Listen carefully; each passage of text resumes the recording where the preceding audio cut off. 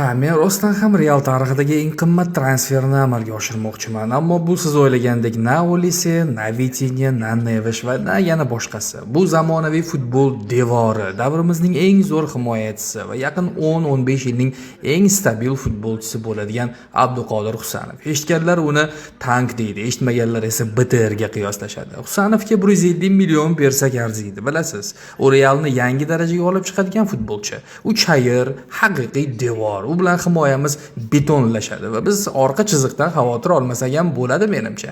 Husanov xuddi Cannavarodek Realda oltin to'p olishiga ishonaman. Bu yozning haqiqiy shov-shuvli transferi bo'ladi. Husanov Vinini ham tarbiyalab yig'loqligini yo'qotadi, ko'rasiz. Ayniqsa Mbappe Husanov kelsa, birinchi shef maqomidan darrov tushib unga joyini bo'shatadi. Chunki Husanov Realning diktatoriga aylanadi. Bu shubhasiz. Hammasi oldinda Real Husanov bilan yanada kuchli bo'ladi.